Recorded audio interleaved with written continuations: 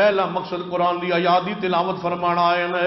فرما وَيُذَكِّيهِمْ اور آپ دی آمد دوسرا مقصد وَيُذَكِّيهِمْ میرے توڑے محبوب جناب محمد صلی اللہ علیہ وسلم تزکیہ فرمانا آئے نے لوگوں پاک کرنے واسطے آئے نے اور آپ نے کیویں پاکی تا صحابہ کرام رضوان اللہ علیہ مجمعین آپ کا انداز کی کسی نے مسلمان کرنا ہے تو صرف نماز یا نماز ایک مسئلہ سمجھا کے فارغ کر دینا ہے نہیں کیویں پاکیزہ فرمایا فرمایا ایوہ النبی اذا جاءک المؤمنات یبایعنک اللہ یشرکن باللہ اے میرے مابو جدوں تواڈے کول مستورات عورتاں آن مومنات آن تے تواڈی بیعت کرن اسلامی داخل ہون تے کس شے تے تساں بیعت لینی کیڑی کیڑی چیز سمجھانی ہے کدی کدی اصلاح کر اللہ یشرکن باللہ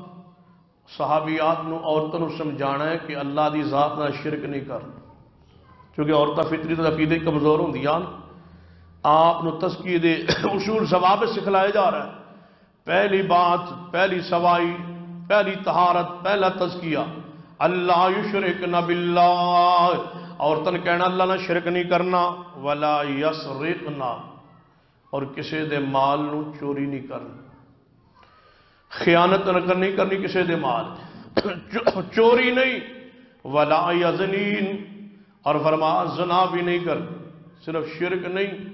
فرما شرک چھوڑ کے مال بھی کسی دا ہڑپ نہیں کرنا مال کسی دا ہضم نہیں کرنا مال کسی دا چرانا نہیں ولا یزنین ولا یقتلن اولادہن فرما زنا بھی نہیں کرنی اپنی اولاد نو قتل بھی نہیں کرنا کوئی ایسا طریقہ جس ذریعے اولاد نو قتل کیتا جائے فرما اپنے بچے نو اولاد نو قتل بھی نہیں کرنا اور کسی مومن مرد عورت بہتان بھی نہیں پالنا